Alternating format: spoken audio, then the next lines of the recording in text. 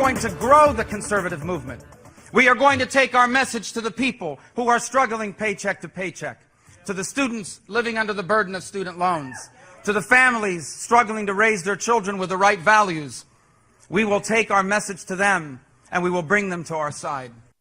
Marco Rubio vowing to unite the Republican Party following his third-place finish in the Iowa GOP caucuses. But will Rubio's stronger-than-anticipated showing grant him the title of the establishment candidate? To talk about that and more, let's welcome in our panel, Skyping in from New York City, the noted columnist for the Fiscal Times, Liz Peek, and joining us from Newsmax Washington, the president of Concerned Women for America, Penny Nance. Ladies, we appreciate your time. Liz, first to you. Is it time to attach the label establishment candidate, the establishment candidate, to Senator Marco Rubio? Well, I think everyone has a different definition of establishment candidate, but what I saw last night was Rubio outperforming expectations, and that allows him to emerge from this pack of Kasich, Bush, Christie, etc., who are all kind of polling at around the same numbers, all of whom are moderate to conservative, somewhere on the sort of center-right axis Republicans. And yes, I think it's a big boost for Rubio's campaign. Everyone had a sense that he was surging at the end, but you never know until the votes are counted.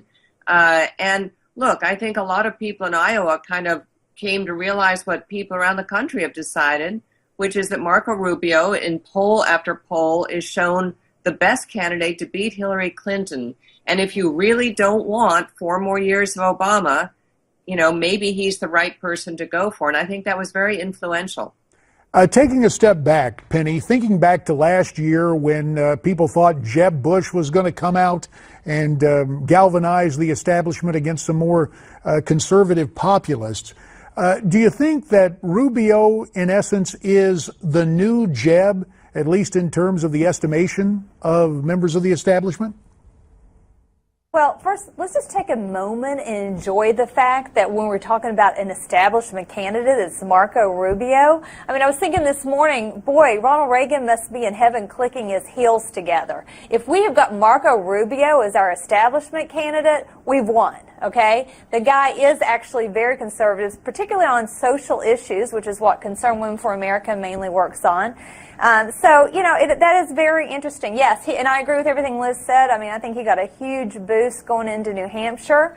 And let me also say, the only good thing at this point that I've been able to say about Donald Trump is that he did take out Jeb Bush. We are calling Marco Rubio the establishment candidate because Trump effectively took out Bush. Well, part and parcel of the designation of establishment has to do with I guess we could call it an inconsistency. Marco Rubio campaigned in 2010 as being against amnesty. About 18 months thereafter, he joined with a gang of 8, passing that Senate bill, quote, comprehensive immigration reform, which many in the conservative movement regard as amnesty. Liz, can he explain that away and gain the nomination?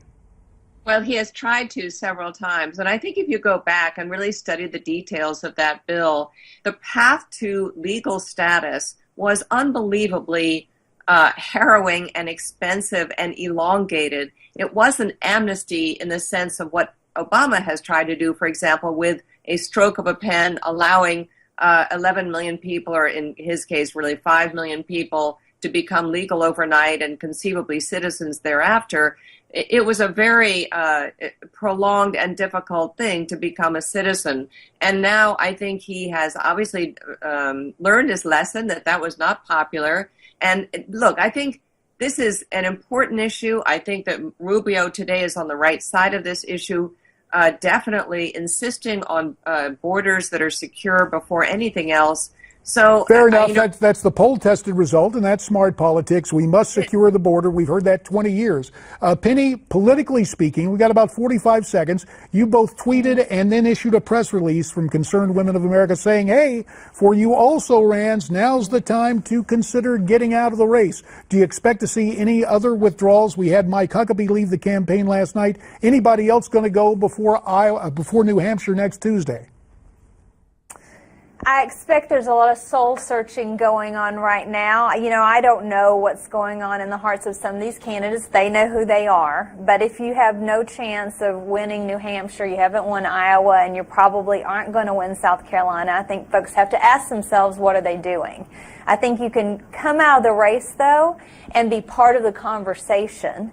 And there are amazing candidates that are not going to win, but they're really important part of this national conversation, and I expect to see big things from them, probably cabinet positions, perhaps the vice president come out of this pack. Well, ladies, we thank you. We'll have to leave it there. We thank you for invigorating conversation. Liz Peek in New York and Penny Nance in Washington. Back with more on Iowa after this.